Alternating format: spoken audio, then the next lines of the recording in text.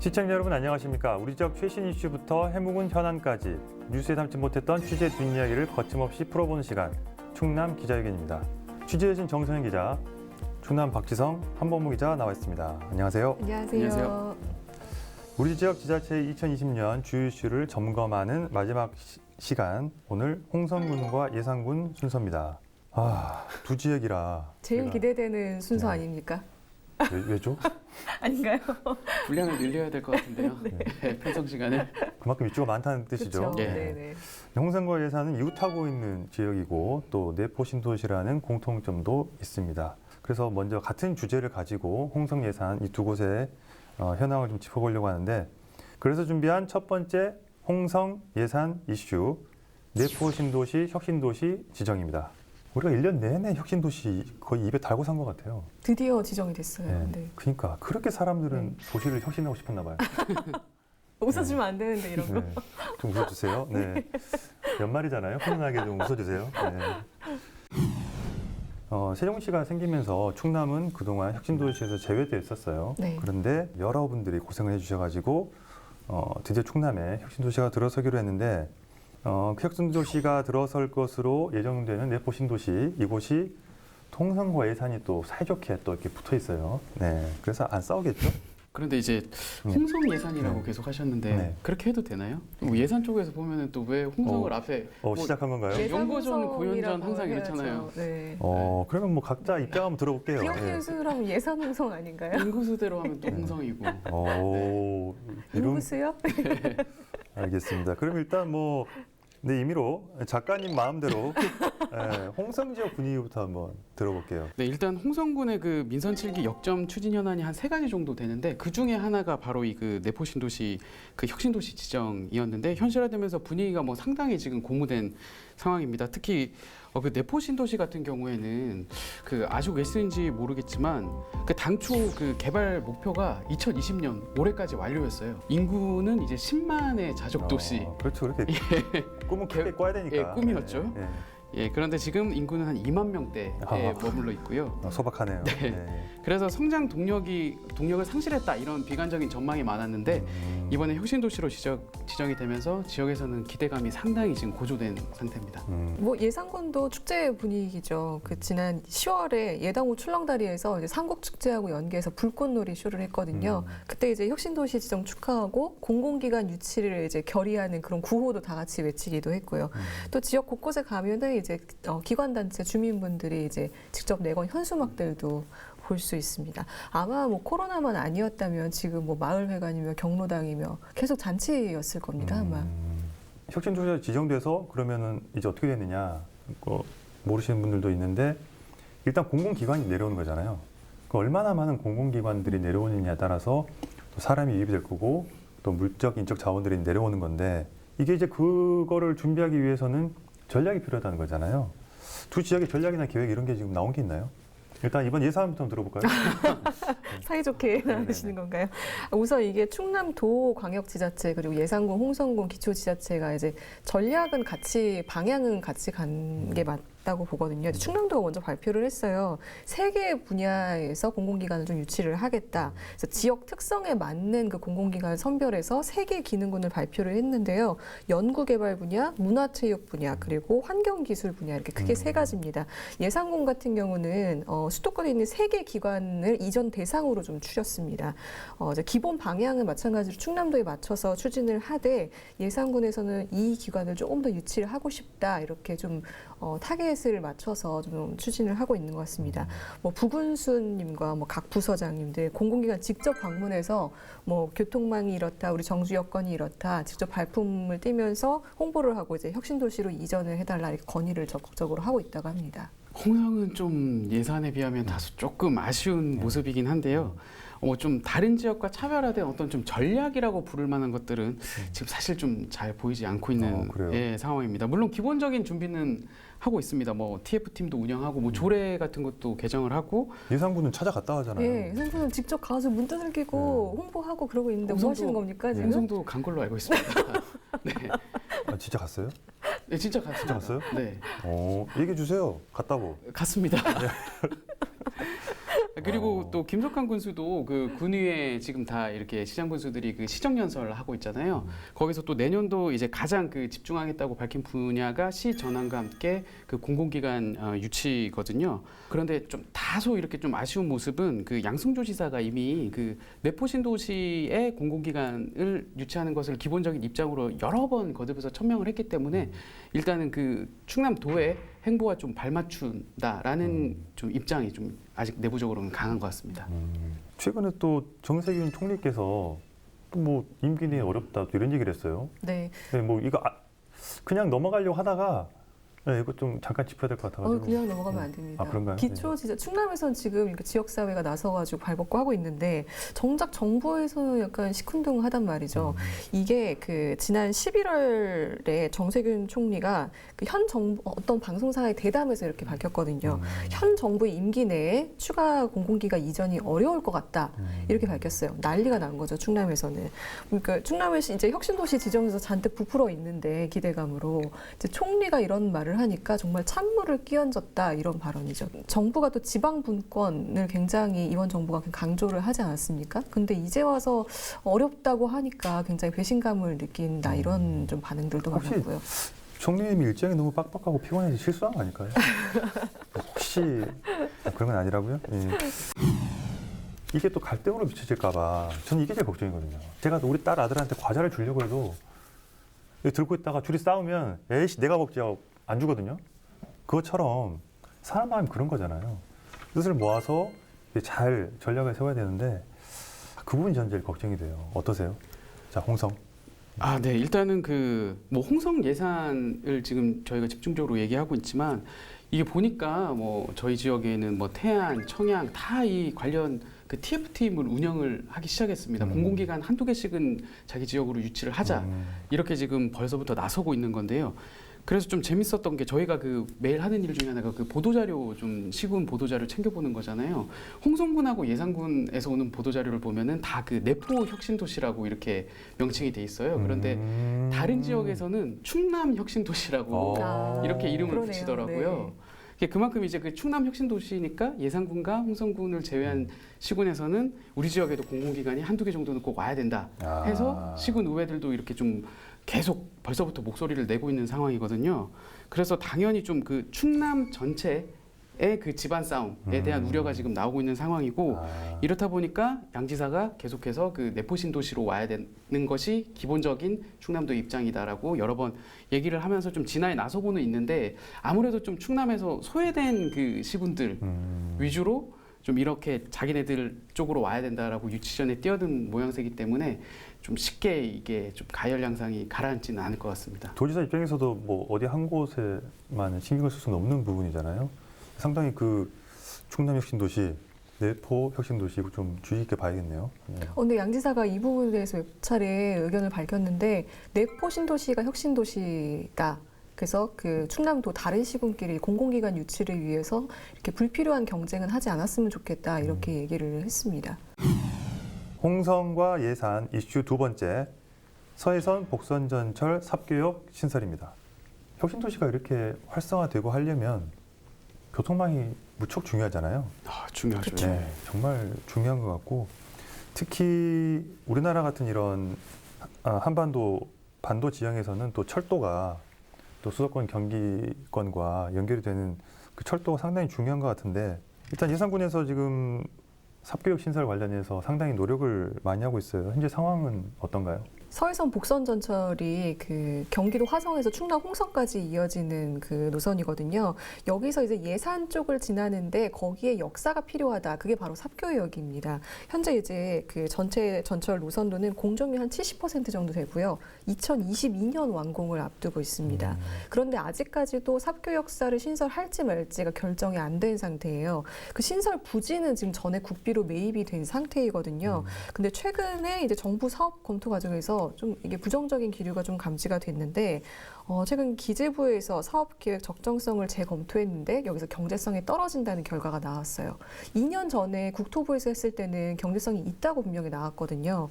그러니까 이제 수요가 좀 낮아진 거죠. 삽교육의 하루 평균 이용객 수가 3천여 명이 줄어든 겁니다. 그래서 이 부분에 대해서 지금 예산군에서도 비상인데요, 굉장히 이거를 일반 철도가 아니라 고속철도 기준으로 적용을 해야 된다. 그래서 다시 좀 평가를 해달라. 지금 이렇게 설득을 하고 있는 중입니다. 그리고 또 최근에 충남 혁신도시 지정이 됐기 때문에 말씀하신 대로 도청 근처에 전철 역사가 있어야 되지 않겠냐. 그래서 이 부분을 지금 강조를 하고 있는 상황입니다. 홍성군은 입장이 있나요? 홍성군이 지금 공식적으로 뭐 입장을 내놓은 건 아니고 홍성 지역사회에서 그 반대 분위기가 지금 형성이 돼 있는 겁니다. 주민들 위주로요. 좀 워낙 민감한 이슈라서 좀 그런 것 같은데 일단은 사교육 신설 초기에 좀 주민들이나 지역 사회단체에서 반대 목소리를 많이 냈었습니다. 그 당시에 반대 서명 운동까지 벌였는데 그 겉으로 좀 드러난 이유는 효율성이었습니다. 그 홍성역과 지금의 홍성역과 그 삽교역의 거리가 한 10km 정도밖에 떨어져 있지 않기 때문에 굳이 뭐 많은 예산을 들여서 역 하나를 또 주변에 하나 더 그러니까 저도 신설해야 되냐? 한부모님 편을 듣는 게 아니라 있으면 좋은데 없어도 사는데 지장이 있을까 이렇게 그냥 보이더라고요. 예산 지역사회 입장에서는 그 홍성에서 그 홍성역만 있으면은 홍성역만 필요하다. 삽교역에 굳이 왜 필요하냐. 그 승객이 분산된다. 이런 논리는 좀 지역 이기주의다. 이렇게 좀 반발을 하고 있어요. 같이 상생 발전하자고 해놓고서는 역사 예언 문제 가지고 그리고 국책 사업이잖아요. 뭐 될지 안 될지는 최선을 다해봐야 아는 건데 발표가 나기도 전에 이렇게 일부 지역에서 이렇게 반대 여론이 있다는 것 자체가 모양새가 그렇지 않냐. 어쨌든 충남 전체의 균형 발전으로 봐야지. 이거를 집안 싸움으로 하면은 좋을까요? 저는 좀 개인적으로 그런 생각이 듭니다. 네, 다음 이슈는 홍성 예산 이슈 세 번째, 홍성군 예산군 시승격 본격 추진입니다. 아, 참 두 지역 참 형제 도시이기 때문에 네. 얽히고 설킨 게 많습니다. 정말 애증의 관계네요, 애증의 관계. 예. 떼려야 뗄 수가 없죠. 이게 지금 어쨌든 시승격이 되려면 지금 군에서 시로 올라가려면 시로 이제 커지려면 또 그 관련 법이 있어야 되잖아요. 지금 법 추진 상황 어떤가요, 지금? 우리가 짚어봤던 혁신도시가 충남 전체를 아우르는 핵심 현안이라면 홍성군만 놓고 봤을 때는 사실 이 시승격, 홍성군에서는 시전환이라고 표현을 하거든요. 시전환이 가장 지금 역점 사안이라고 할 수가 있는데 사실 좀 그동안에는 잘 추진이 안 됐었습니다. 좀 지지부진한 측면이 있었는데 최근에 실질적인 좀 첫발을 내디디면서 좀 기대감이 고조가 되고 있는 상황입니다. 그 내용을 좀 잘 모르는 분들도 있을 것 같아서 간략하게 좀 설명을 드리면 네. 제가 좋아하는 거 간략하게. 네, 인구수가 안 되기 때문에 법을 개정하자 이렇게 나선 거고 그럼 법을 어떻게 개정할까? 우리 지역에 보니까 도청이 있네. 해서 도청이 있는 데는 시로 할 수 있는 그런 조항을 신설하자. 예, 이렇게 추진을 했던 건데 최근에 이제 전남 무안군이 좀 홍성과 같은 처지에 있거든요. 그래서 전남 무안군과 또 예산군도 같이 해서 세 개 지자체가 그 홍문표 의원이 발의한 그 지방자치법 개정안을 이제 국회에 같이 제출을 해서 지금 법 통과 여부에 관심이 쏠리고 있는 상황입니다. 지금 홍성 옆에 예산군 이 시승격과 관련해서 뭐 어떤 입장인가요? 그 법안에 도청이 있는 곳이라고 얘기했는데 거기에 더하기 도의회가 있는 그렇죠. 곳까지 포함이 됩니다. 예산이 도의회가 주소지거든요. 그럼 예산은 홍성 하는 거 보고 굿이나 보고 떡이나 먹겠다 이런 건가요? 아유, 아니죠. 그 예산군은 사실 그동안 홍성군에 비하면 시승격 전환에 대해서 좀 소극적인 입장이었는데 이 법안을 발의하기 전에 앞서서 일단 지난 7월에 홍성군 예산군수가 도청에 이어서 도의회까지 소재지를 추가해서 법안을 발의해야 된다. 이렇게 좀 여론을 형성하기도 했습니다. 뭐 정부와 국회에도 계속 꾸준히 방문을 했고요. 홍성군 이슈 네 번째, 홍성군 신청사 건립 및 이전 내용이죠? 네. 네. 간략하게 이 부분은 좀 진행 상황만 좀 짚고 네, 넘어가도 현재 상황. 예. 좋을 것 같은데 일단은 그 청사 이전의 배경이 보통은 좀 건물이 낡고 노후하고 뭐 업무 공간이 좁고 이래서 이렇게 이전을 하는 거잖아요. 홍성은 그런 내용도 좀 포함이 당연히 돼 있고 또 일제 잔재 청산의 의미까지 좀 있거든요. 그곳이 예전에 뭐 일제가 그 지역의 뭐 맥을 끊기 위해서 그쪽에다 뭐 청사를 지었다라는 얘기가 있기 때문에 그런 의미까지 더해지면서 지난해 그 주민투표로 해서 청사 입지가 다 선정이 됐습니다. 그래서 최근에는 구체적인 그 계획들이 쏙쏙 나오고 있는데 건립 비용이 한 637억 원 정도로 추산이 됐고 뭐 건물 규모가 지하 1층부터 지상 7층까지 뭐 24,000여 제곱미터 이런 식으로 나와 있습니다. 와, 상당. 예, 그래서 내년 4월까지 행정 절차를 다 마무리하고 2022년에 첫 삽을 뜬다는 목표고요. 또 이제 그 청사 이전하면은 항상 따라오는 이슈, 현 청사 어떻게 활용할 것인가라고 해서 그 부분도 지금 뭐 문화 공간, 청년 창업 공간 이런 식으로 좀 후보를 두고 계속 고심을 하고 있는 상황입니다. 보통 지방자치가 시작되고 나서 이제 청사들이 다 노후화가 돼가지고 지금쯤 다 이제 교체를 해야 될 시기가 됐어요. 거기에다 이제 일제 잔재라고 하니까 또 큰 문제 없이 순조롭게 추진됐으면 하는 바람입니다. 예산군 이슈 네 번째, 코로나19 속 출렁다리 방문객 증가와 함께 내포 보부상촌 개관. 자, 코로나19 여파로 이 비대면 여행이 또 하나의 유행이 됐죠. 예산 지역 관광지가 많은 주목을 받았어요, 올해.